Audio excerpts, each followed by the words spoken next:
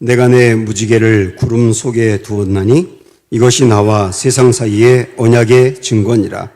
내가 구름으로 땅을 덮을 때에 무지개가 구름 속에 나타나면 내가 나와 너희와 및 육체를 가진 모든 생물 사이에 내 언약을 기억하리니 다시는 물이 모든 육체를 멸하는 홍수가 되지 아니할지라. 무지개가 구름 사이에 있으리니 내가 보고 나 하나님과 모든 육체를 가진 땅의 모든 생물 사이에 영원한 언약을 기억하리라. 아멘. 하나님은 사랑이시다. 이런 제목입니다. 지난주에 무지개 언약에 대해서 살펴봤던 거 여러분 기억하실 겁니다. 홍수가 끝나고 난 다음에 하나님이 노아에게 무지개를 이렇게 만들어 주시면서 언약을 맺으셨죠. 이 언약은 내가 다시는 물로 너희를 심판하지 않을 거야. 이런 언약인데요. 심판하지 않는다는 언약인데 그냥 심판을 유보하겠다 내지는 그냥 심판 없는 거로 하겠다 뭐 이렇게 하는 게 아니라 이 무지개가 퀘셰트라고 하는 단어로서 사실은 화살이라는 의미가 있다고 했죠. 그래서 무지개가 이렇게 아치형으로 돼가지고 하늘을 향하여 화살을 쏘는 것처럼 너희가 죄로 인하여 받아야 될 심판을 나에게 쏘아. 내가 그 심판 받을 거야. 그리고 너희에게 심판하지 않을 거야. 이 놀라운 약속을, 언약을 맺은 것이 무지개 언약이다. 그 심판을 그냥 없애는 게 아니라 하나님의 심판을 받음으로 심판받아야 될 사람을 살려주겠다는 언약이다. 그게 실제 예수님의 십자가를 통해서 이루어진 것이다.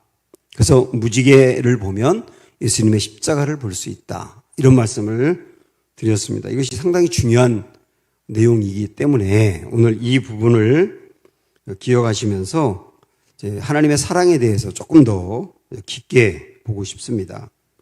하나님을 한마디로 말씀드리면 사랑이시다. 이렇게 말할 수 있죠. 하나님의 사랑은 물론 하나님의 여러 성품 중에 하나이기도 하지만 하나님의 사랑이라고 하는 것은 하나님의 본질이라고 할 수 있어요. 본질. 하나의 성품 정도가 아니라 하나님의 본질. 그래서 본질이기 때문에 하나님이 행하는 모든 일은 사랑에서 나오는 겁니다. 하나님의 사랑이 아닌 하나님의 미움에서 나오면 하나님의 본질이 사랑이 아니죠. 모든 게 하나님의 사랑에서 나오는 거예요. 이 사랑을 아는 게 우리 신앙에 굉장히 중요한 뼈대거든요. 그런데 한국에서 신앙생활하고 있는 분들은 유교적인 영향을 굉장히 많이 받았거든요. 신앙생활도 유교의 영향을 받았는데 유교의 핵심이 뭐냐면 권선징악이거든요. 선한 일을 하면 상을 받고 악한 일을 하면 벌을 받는다.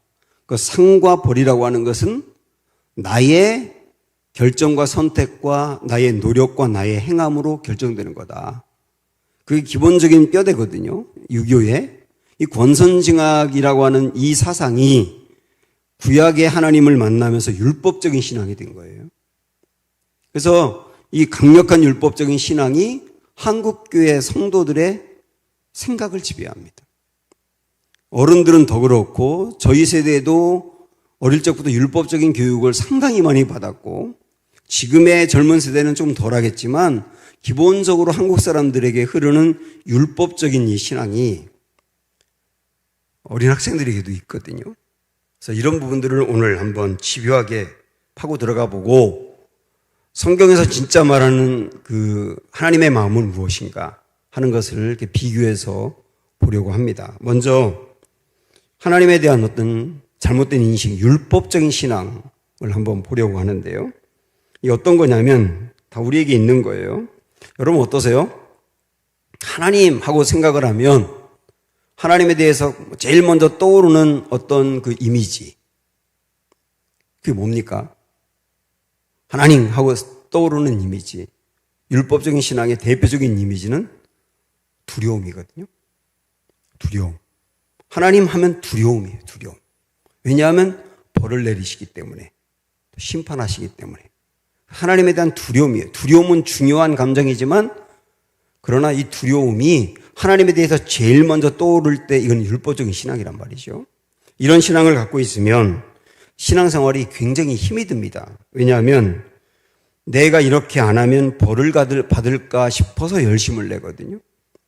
그분이 왜 이렇게 예배 출석을 잘하느냐, 왜 이렇게 헌금을 열심히 드리느냐, 교회에서 봉사를 열심히 하는 이유가 뭐냐 할 때 그렇게 안 하면 벌 받을 것 같으니까 그런 동기로 할 때 율법적인 신앙이라고 볼 수 있어요.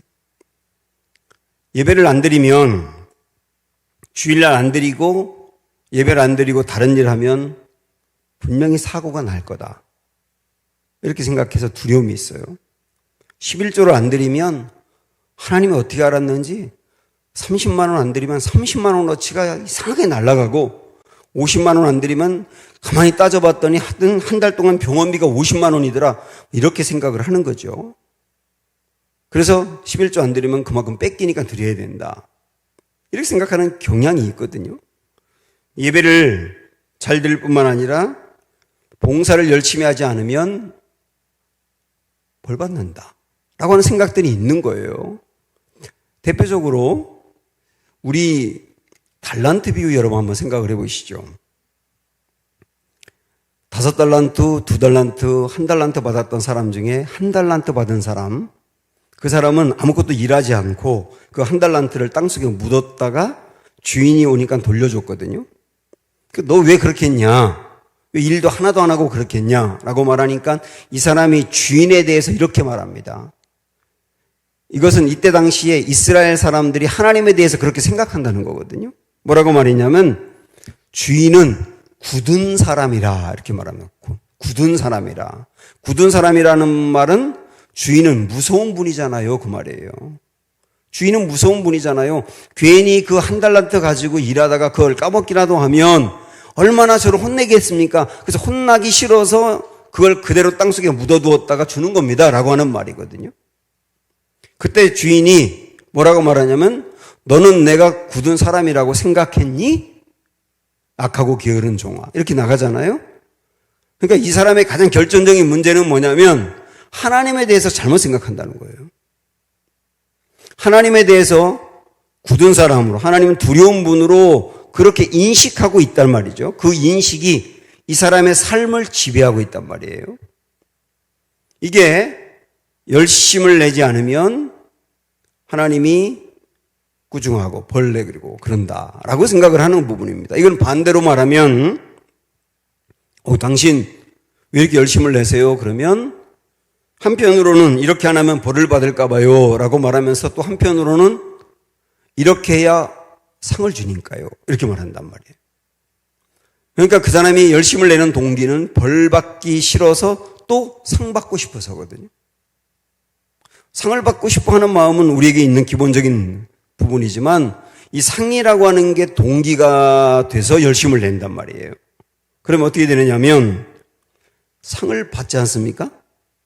열심을 내가지고 상을 받으면 그 하나님이 내게 은혜로 주셨다고 생각하는 게 아니라 내가 열심을 냈기 때문에 열심을 낸 걸 보고 하나님이 준 거야, 이렇게 생각하니까 신앙의 기본이 항상 공로가 되는 거예요. 공로가 된다고요. 그런데 더 심각한 문제는 뭐냐면 내가 열심을 냈는데 열심을 낸 만큼 상을 못 받지 않습니까? 그러면 실망을 하는 거예요. 내가 이렇게 열심을 했는데 하나님이 안 주셨다는 거죠. 그래서 실족하고 하나님에 대해서 실망해가지고 열심히 내고 싶은 마음이 없어요. 기도도 마찬가지거든요. 이렇게 열심히 기도했는데 하나님이 안 주셨다라고 생각을 하면 기도한들 뭐하나, 이렇게 돼버린단 말이죠. 그래서 이 율법적인 신앙이 우리 신앙생활의 전반적인 부분을 이끌어가게 되어 있어요. 또 하나 이 율법적인 신앙의 모습에 뭐가 있냐면 내가 안 좋은 일이 생기면 매번 생각하는 게 뭐냐면 벌 받았다고 생각하는 거예요. 물론 하나님은 사랑하는 자에게 징계하신다는 말씀을 합니다. 그런데 이 징계는 벌을 내리는 차원의 징계가 아니라 은혜의 차원의 징계거든요. 예를 들어서 주일날 계속 지속적으로 예배를 드리지 않고 빼먹는다. 그럴 때 하나님이 벌을 내리셔요.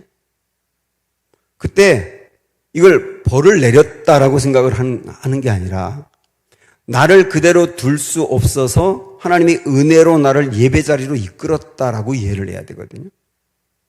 왜 그러냐면 여러분 잘 알고 계시는 예레미야서 29장 11절 보시면 들어보세요. 한번 딴 생각하지 마시고 들어보세요. 너희를 향한 나의 생각을 내가 안 하니 평안이요 재앙이 아니니라.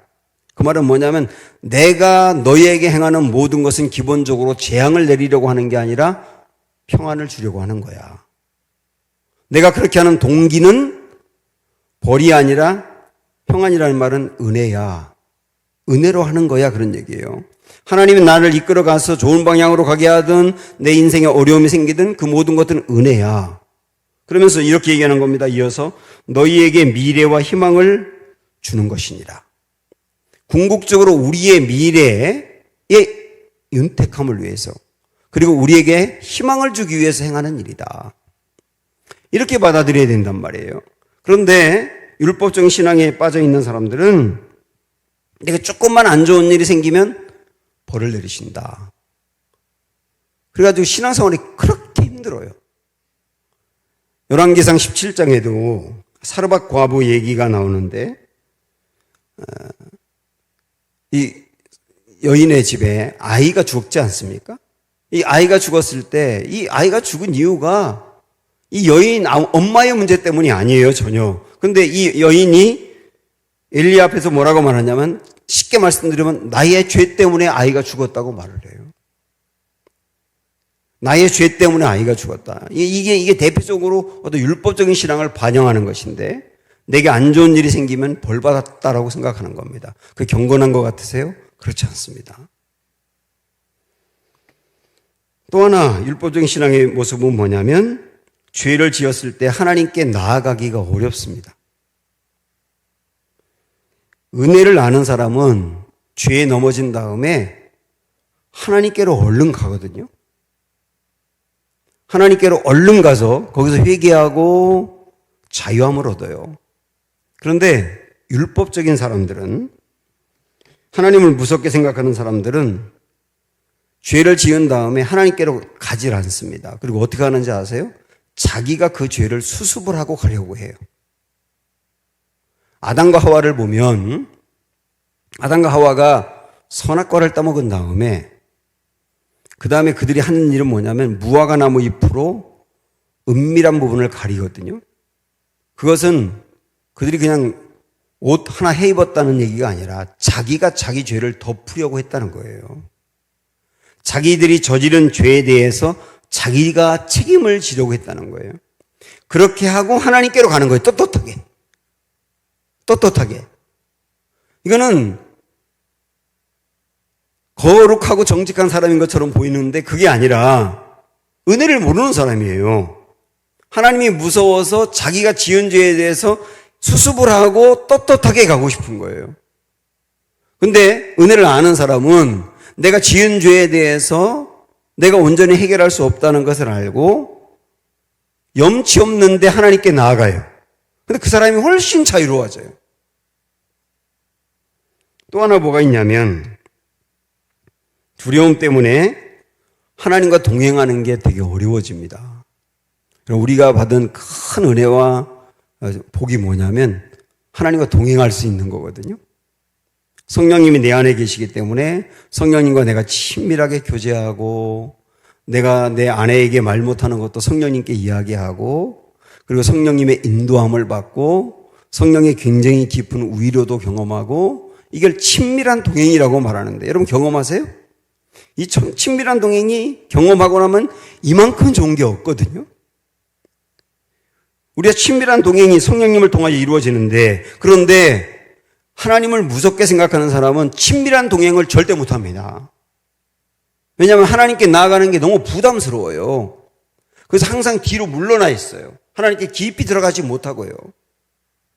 출애굽기 20장에 보면 하나님이 시내산에서 이스라엘 백성들과 만나고 싶어요. 그래서 그림으로 보면 산 위에 하나님이 계시고 이스라엘 백성들이 산 밑에 있었는데 하나님이 이스라엘 백성들에게 너희 중턱으로 올라와 그래요. 너희가 올라오고 내가 내려가서 거기서 만나자.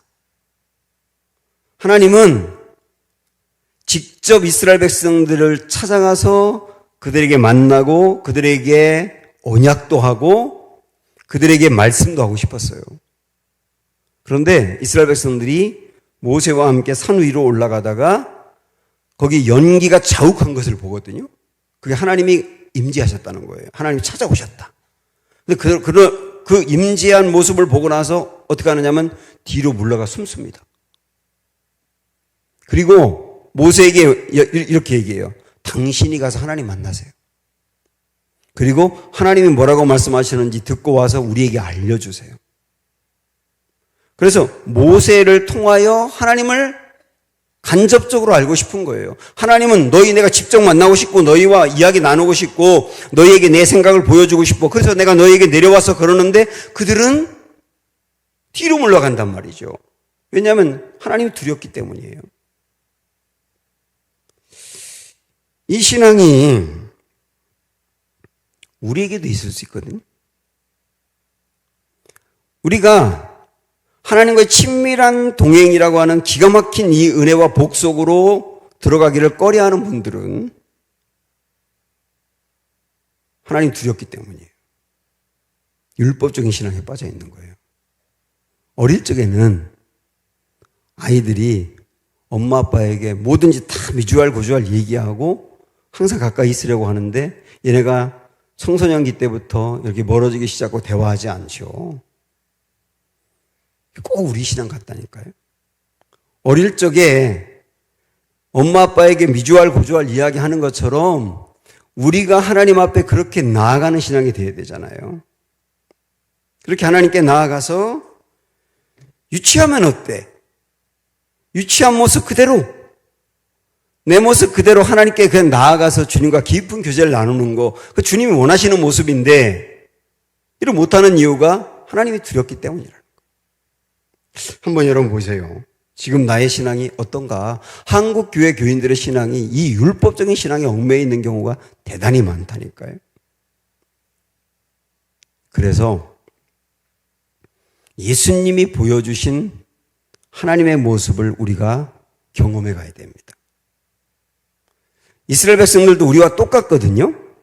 그들도 하나님이 얼마나 좋은 분인지 하나님의 사랑에 대해서 끊임없이 선지자들을 통해서 알려주는데 받아들이지 않으니까 예수님께서 아예 인간의 몸으로 오셔서 그들에게 하나님을 보여준 거예요.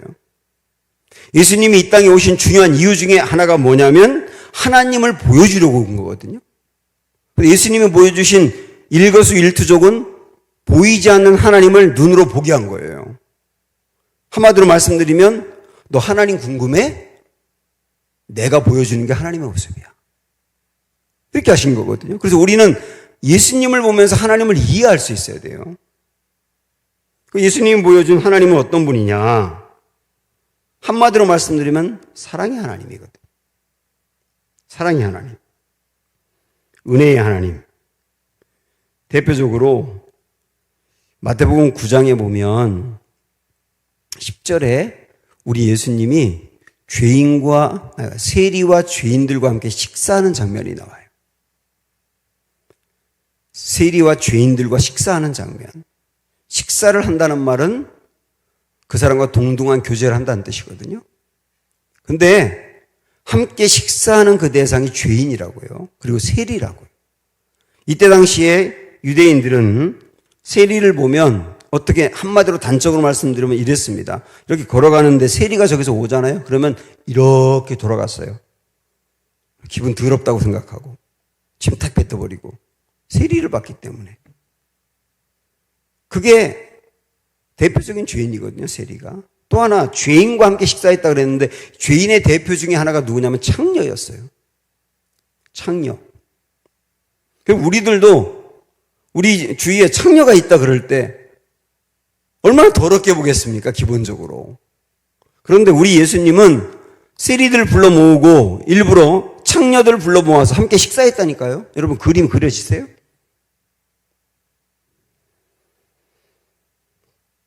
그런데 이 모습을 바리새인과 사두개인 같은 사람들이 보고 예수님을 정죄합니다. 어떻게 죄인들과 식사하느냐는 거죠. 어떻게 죄인들과 함께 할 수 있느냐는 거죠. 이들은 세리나 청녀 같은 죄인들을 보면 인간 취급을 안 하고 기본적으로 정죄하고 나는 저들과 달라 라고 생각을 하고 비교했거든요. 그런데 우리 예수님은 세리와 죄인 같은 사람들과는 식사를 했는데 세리와 죄인들을 정죄해야 한 그 바리새인과 사두개인들을 보면서 독사의 자식이라고 하거든요. 그 사람들한테는 독사의 자식이라고 그랬거든요. 굉장히 험한 욕을 한 겁니다. 우리 예수님도. 어떤 때 보면 우리 예수님도 욕쟁이에요. 그럼 이 두 그룹을 비교해 보세요. 세리 죄인과 바리새인 사두개인 이 두 그룹을 비교해 보시면 차이가 뭡니까? 똑같이 죄인인데 세리와 죄인들은 자기가 죄인인 것을 알고 그래서 저 같은 사람에게도 은혜를 베풀 수 있을까요? 저 같은 사람도 은혜가 있어야 삽니다라고 고백하는 사람들이에요. 근데 바리새인과 사두개인 같은 사람들은 똑같은 죄인인데 우리는 죄인이 아니에요. 우리는 은혜가 필요한 게 아닙니다. 우리는 칭찬이 필요한 사람들입니다. 우리는 저들과 다릅니다. 이렇게 나가는 사람들이거든요. 그 사람들에 대해서는 독사의 새끼들아라고 욕하는 거예요. 그걸 통해서 우리 예수님이 하나님의 모습을 보여주는 거예요. 하나님이 어떤 분이냐? 사람들이 다 손가락질하고 틀렸다고 말하고 정죄하고 끝났다고 말하는 세리와 죄인 같은 사람들의 친구라는 거예요. 너희들도 절대 포기 안 해. 너희들도 은혜의 자리에 들어올 수 있는 사람들이고 너희들도 구원을 받을 수 있는 사람들이고 너희들 절대 포기 안 해. 가늠하다 현장에서 잡힌 여인을 두고 우리 예수님 뭐라고 말씀하셨냐면 나도 너를 정죄하지 않아. 내가 너희를 위해서 정죄를 받을지언정 내가 정죄하지 않아. 이걸 통하여 하나님이 어떤 분인지를 보여주신 거예요. 대표적으로 비유 중에 비유는 누가복음 15장에 나오는 비유입니다. 여기를 한번 펴보셔야 돼요. 한번 가보세요. 누가복음 15장.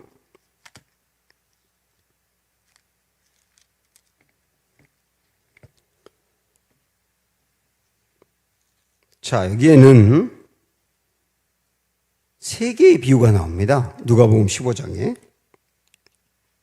잃은 양 비유, 잃은 드라크마 동전을 찾는 비유, 그리고 잃은 아들을 찾는 비유. 이 세 가지 비유인데 이 비유를 왜 하셨는지 동기를 아셔야 됩니다. 1절부터 3절까지 보시면 모든 세리와 죄인들이 말씀을 들으러 가까이 나오니 바리새인과 서기관들이 수군거려 이르되 이 사람이 죄인을 영접하고 음식을 같이 먹는다 하더라. 예수께서 그들에게 이 비유로 이르시되 이렇게 나오는 거거든요. 여기 15장에 나오는 비유, 대표적으로 탕자의 비유도 있지만 이 비유를 하신 이유는 뭐냐면 우리 예수님이 세리와 죄인들과 함께 어울려서 식사하는 것을 보고 바리새인과 사두개인 같은 사람들이 어떻게 죄인과 식사해? 어떻게 저 세리 같은 사람과 식사해라고 비난하는 것을 들으면서 세 가지 비유를 했단 말이에요. 이걸 통하여 이 세 가지 비유는 한마디로 말씀드리면 하나님이 누구신지 알려줄게. 너희 하나님을 똑바로 알아. 하나님이 누구신지 알려줄게 하면서 비유한 거예요. 첫 번째 비유가 뭡니까? 잃은 양 비유죠. 절 보세요. 다 아시는 내용이니까 잃은 양 비유인데 100마리 양 중에 99마리가 있는데 한 마리가 없어졌어요. 그때 이 목자가 상식 이하의 행동을 합니다. 그 99마리를 그냥 놔두고 한 마리를 찾아가는 거예요. 근데 말씀해 보면 찾을 때까지 찾았다고 나오거든요. 찾을 때까지 찾았다. 그러니까 이 99마리를 두고 한 마리를 찾는데 이 한 마리가 어디 갔는지도 몰라요. 찾을 수 있을지 없을지도 몰라요. 언제까지 찾아야 될지도 몰라요. 그런데 찾을 때까지 찾았다는 거예요. 그 사이에 99마리의 양은 늑대가 와서 물어갈 수도 있잖아요. 그런데 한 마리를 그렇게 찾아 나서는 거예요. 그럼 이해가 됩니까? 계산이 잘못됐잖아요, 이거는. 이 목자는 계산을 못하는 목자예요. 결국 그 양을 찾았거든요. 그 양을 어깨에 메고 이렇게 오는 거예요. 업고 왔다고요, 업고 왔다고. 그리고 와서 어떻게 하느냐 하면 마을에 있는 사람들을 다 불러 모아가지고 잔치를 벌입니다. 이 잃은 양 찾았다고. 아마 잃은 양 한 마리 찾기 위해서 3마리 양 가격만큼 나갔을 거예요, 잔치 벌여서. 계산이 되세요? 계산이 안 돼요. 이 비유를 통해서 알려주는 게 뭐냐면 낭비하시는 하나님이거든. 계산이 없는 하나님, 낭비하시는 하나님, 잃은 양을 찾기 위해서는. 두 번째 비유도 드라크마 비유인데요. 10개의 드라크마가 이렇게 있었는데 그중에 하나가 없어졌어요. 사실 이때 당시에 여인들이 결혼하게 되면 10개의 드라크마를 목걸이로 걸었다 그러더라고요. 그중에 하나가 없어졌기 때문에 이제 찾아야 되는 겁니다. 그 하나의 드라크마를 찾았어요. 찾을 때까지 찾았어요. 똑같이 그 드라크마를 찾고 난 다음에 어떻게 하느냐면 또 사람들 불러 모아서 잔치를 합니다. 동전 하나 찾았다고 해서 돈이 엄청 들어간 거예요. 이해가 되세요? 낭비하시는 하나님이에요. 낭비하시는 하나님. 계산할 줄 모르는 하나님. 세 번째 비유는 우리가 잘 알고 있는 탕자의 비유인데 워낙 많이 들으셔서 아시겠고 이 탕자는 아버지가 버젓이 살아계신데 유산을 달라고 한 거는 아버지 빨리 돌아가세요. 그리고 그 유산을 제가 챙기게 라고 하는 나쁜 놈이거든요. 후레자식이거든요. 근데 아버지가 그 재산을 반을 떼서 그 아들에게 줍니다. 그리고 그 아들은 그걸 갖고 나갔다가 허랑방탕해서 다 날려버리거든요. 그런데 이 아버지가 그 아들이 돌아오기를 매일 밖에 나가서 기다리고 있거든요. 찾을 때까지 찾는 거예요, 아들을. 그러다가 이 아들이 빈털털이 거지가 돼가지고 돌아왔을 때 그 아들에게 달려가서 와락 껴안고 입을 맞추고 집에서 가장 좋은 옷을 입히고 신발을 신기고 그 다음에 또 어떻게 했느냐면 잔치를 벌여요. 그래서 이 잃어버렸던 아들이 돌아온 것 때문에 돈이 숱하게 깨지는 거예요. 이 비유에서도 똑같이 이야기하는 게 뭐냐면 낭비하는 한 아버지거든요. 계산할 줄 모르는 아버지거든요. 동일합니다. 말도 안 되는 사랑을 베푸는 아버지거든요. 근데 우리 예수님은 이 비유를 통해서 이 비유들을 통해서 너희 하나님 알아? 하나님이 시키는 거 잘하면 복 주고 상 주고 안 하면 벌 주고 딱딱 떨어지고 그러는 하나님으로 알아가지고 두려워했지. 하나님께 가까이 가지도 못하고 하나님과 친밀하지도 못하고 어려운 일만 생기면 벌 받았다고 생각을 하고 그 신앙생활에 힘이 하나도 없고 재미도 하나도 없고 그렇게 부자유하게 신앙생활을 했지. 하나님 똑바로 알아야 돼. 하나님 어떤 분인지 알아? 바로 이 세 가지 비유를 통해서 보여주잖아. 하나님 낭비하시는 분이야. 낭비하는 사랑. 하나님은 이 계산이 안 되는 분이야. 계산이 안 되는 사랑을 베푸는 분이야. 이 하나님을 알아야 돼. 라고 주님이 알려주신 거거든요. 사랑하는 여러분, 우리가 주님 앞에 나갈 때 아직도 율법의 족쇄에 빠져서 나가는 것은 아닌지 여러분 잘 살펴보십시오. 사랑의 하나님을 믿음으로 받으세요. 사랑의 하나님을 낭비하신 하나님의 그 사랑을 여러분 믿음으로 받으시고 아시고 그 하나님이 얼마나 좋은 분인지로 여러분 심령을 무장시키세요.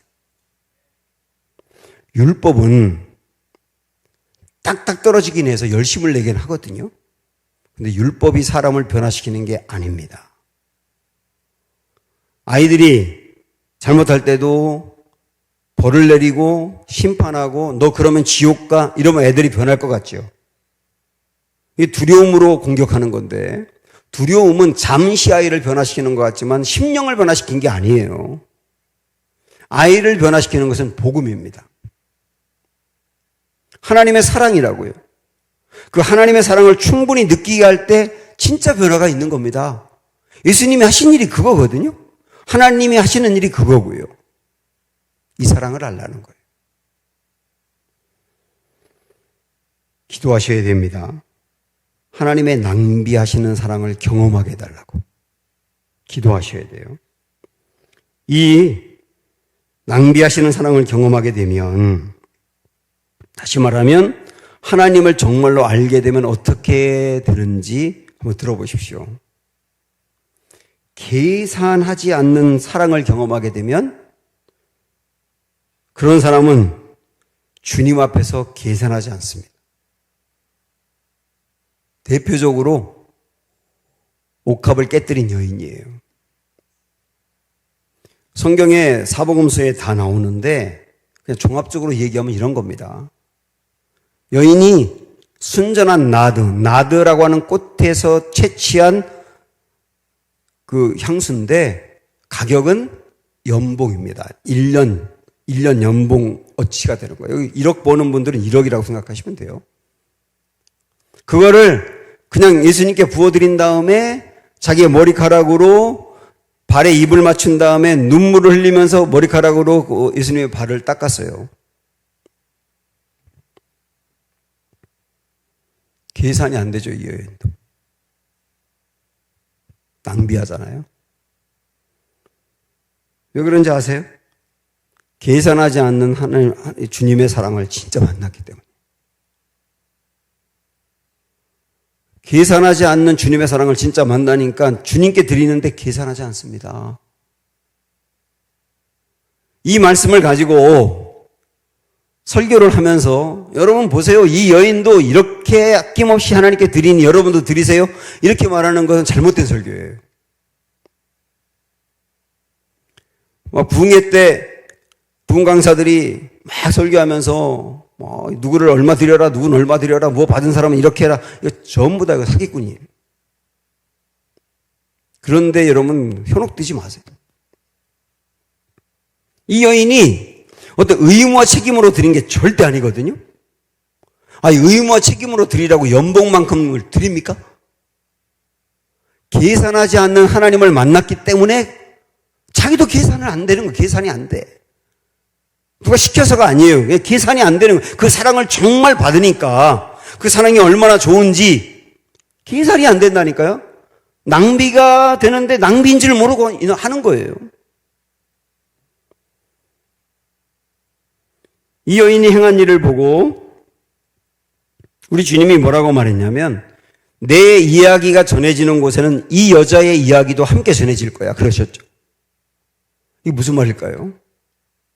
내 이야기가 전해지는 곳, 다시 말하면 복음이 전해질 때 복음의 샘플로 이 여인의 이야기가 전해질 거야. 그 얘기예요. 이 여인의 이야기가 복음의 샘플이란 얘기입니다. 계산하지 않고 다 주시는 하나님의 사랑, 예수님의 사랑을 진짜 만난 사람은 어느 정도 감격하느냐? 이 정도로 감격한다는 거예요. 이 정도로 감격해라가 아니에요. 진짜 계산하지 않는 주님의 사랑을 만난 사람은 계산하지 않고 드릴 만큼 그 마음이 기쁘다. 그 마음이 자유하다. 그게 복음이다. 내 이야기가 전해지는 데는 이 여인의 이야기도 전해지리라. 이거 말씀하시잖아요. 이걸 경험하지 못한 사람은 뭐라고 하느냐면 왜 그렇게까지 해? 라고 하는 거예요. 그놈이 가룟 유다였잖아요. 야, 왜 낭비해? 어떻게 연봉을 드려? 그렇게까지 해야 되는 거야. 꼭 신앙생활이라는 게 이해가 안 되는 거예요. 왜? 계산하지 않고 낭비하시며 다 주는 주님의 사랑을 경험 못했어, 이 사람은. 예수님을 따라다니긴 했습니다. 똑똑한 사람이에요. 그런데 계산하지 않고 다 내어주는 주님의 사랑을 맛보질 못했어요, 이 사람은. 그러니까 이 여인이 하는 일이 낭비로 보이는 거예요. 또 하나, 낭비까지 하시는 주님의 사랑을 경험한 사람은 하나님에게만이 아니라 이웃에게도 계산하지 않고 흘려보냅니다. 대표적으로 사마리아인의 비유를 생각을 해보십시오. 자, 이 선행을 베푼 사람이 사마리아인입니다. 누구에게 선행을 베풀었느냐면 유대인에게 베풀었어요. 아시잖아요. 이때 당시에 유대인이 사마리아 사람을 얼마나 우습게 여겼는지, 얼마나 사람 취급도 안 했는지. 그래서 사마리아인은 유대인 때문에 상처가 덕지덕지 있는 거거든요. 그런데 그 사마리아인이 유대인이 강도 만나가지고 다 죽어가는 것을 보고 그 사람을 얼른 데리고 여관으로 갔다 그러는데 병원으로 간 거죠. 그때 당시에. 병원으로 가서 빨리 이 사람 치료해달라고 하고 치료하는 거 지켜보다가 비용이 얼마 나왔는지 들은 다음에 비용을 지불하고 내가 좀 급한 일이 있어서 어디 갔다 와야 되는데 그 사이에 이 사람이 더 치료가 필요하다면 더 치료해 주시고요. 제가 돌아왔을 때 비용이 더 들면 제가 갚아드릴게요. 세상에 이런 낭비가 어디 있습니까? 아는 사람도 아니잖아요. 원수잖아요. 근데 이 사람이 다쳤다고 그렇게 할 이유가 있습니까? 계산이 안 되는 사랑이잖아요. 여기에 예수님은 일단 선한 사마리아인 같다는 것을 이 비유를 통해서 알려주거든요. 이 비유를 가지고 여러분도 선한 사마리아인 같이 어려운 사람을 챙기고 원수 같은 사람을 챙기세요. 이렇게 설교하는 건 그닥 좋은 설교는 아니에요. 그렇게 하지도 못합니다. 예수님이 선한 사마리아인입니다 라고 하는 걸 먼저 깨닫게 돼요. 예수님이 꼭 그러셨잖아요. 원수인 우리들을 위해서 다 내어주셨잖아요. 사랑하지 않아도 되는 사람들을 위해서 계산하지 않고 낭비하는 사랑을 베푸셨잖아요. 그리고 우리의 영혼을 끝까지 책임지잖아요. 주님이 선한 사마리아인이다. 그 선한 사마리아인 같은 주님의 사랑을 정말 받은 사람은, 그 사랑, 계산하지 않고 낭비하는 사랑을 받은 사람은 알지도 못하는 사람에게 그 사랑 흘려보낸다. 정말 주님의 그 사랑을 받은 그 사랑이 얼마나 큰지, 그 가슴을 얼마나 뜨겁게 하고 감사하게 하는지 처음 본 사람, 아예 알지도 못하는 사람에게 그 사랑 흘려보낸다. 우리 그거 하고 있잖아요. 그게 선교거든요. 알지 못하는, 가나에 알지 못하는 박훈사라고 하는 그 지역에 알지도 못하고 이름만 들어봤는데 그 지역을 위해서 우물을 파고, 그 우물 파기 위해서 400만 원이라는 굉장히 큰 돈이 들어가는데 그 돈을 그냥 흘려보내잖아요. 거기에 유치원 짓고, 이번에 또 우리 강경희 장로님이 헌금해서 초등학교 짓기 시작할 거거든요. 초등학교 건물 3개. 이런 일들 다른 사람이 볼 때 낭비한다고 생각할 거예요. 계산이 안 되는 거거든요. 그거 왜 하는 겁니까? 계산하지 않고 내게 부어주신 주님의 사랑이 내 안에 있다 보니 정말 그걸 경험하게 되면 계산하지 않고 주는 거예요. 그게 선교거든요. 우리가 선교한다고, 선교하면 하나님이 용케도 하여튼 내가 드린 만큼 주시더라, 뭐 그래서 하는 겁니까? 그러려면 하지 마세요. 그냥 낭비하신 주님의 사랑 경험한 사람이 하는 거거든요. 이 사랑 보여주려고 우리 주님이 이 땅에 오셨고 그렇게 사셨고 십자가에서 그 정점을 찍으셨고, 지금도 우리에게 제발 하나님의 그 사랑 좀 알아. 하나님의 그 사랑이 얼마나 좋은지 제발 알기 원해. 그리고 그 사랑이 그 가슴에 철철 넘치기를 원해. 이렇게 말씀하시거든요. 오늘 이 사랑을 위해서 여러분 꼭 기도하시고 이 사랑을 충만하게 경험할 수 있게 되기를 축복하고 싶어요. 함께 찬양합니다. 주의 아버지.